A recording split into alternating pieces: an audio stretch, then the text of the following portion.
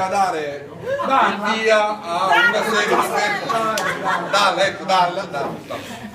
È contenta? Ecco, ora io lascio la parola a te perché so che ti sei preparata. No, allora io ringrazio.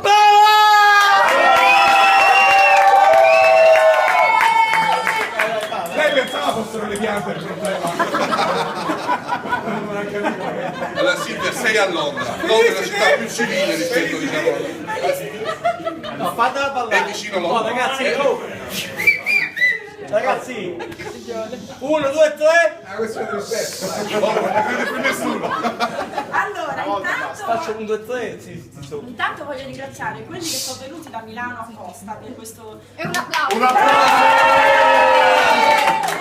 Alza la mano chi è venuto a Milano. Alzi la mano chi è venuto da Milano per questo Alzi il evento. bicchiere. Perché nel dubbio uno gli amici se li porta da casa e poi fanno la famosa merda. Esatto, quindi grazie a tutti per essere qui stasera, anche a quelli che ho conosciuto stasera, perché magari è l'inizio di chissà che rapporto pazzesco, forse sì, forse no.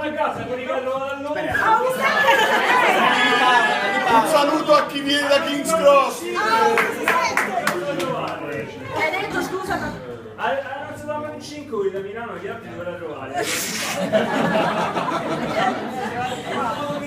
Allora una menzione speciale alla famiglia Taviano che mi ha dato l'Alessandra a Milano e il fratello qua per Ecco perché Oh, il problema è pensato! per dire che comunque gli amici, cioè i parenti. un italiano lo trovi anche a un po'. Un tagliano c'è sempre, l'italiano è sempre. Consulente, io sono consulente esterno.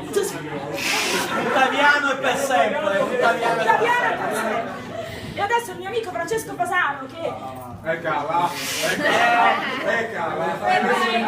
Allora Francesco è stato invitato. Allora Francesco non si spoglia stasera. Però tanti sì, mi chiedono le ragazze che mi si Grazie a te. Vai a chiudere le tendine. Vai a chiudere.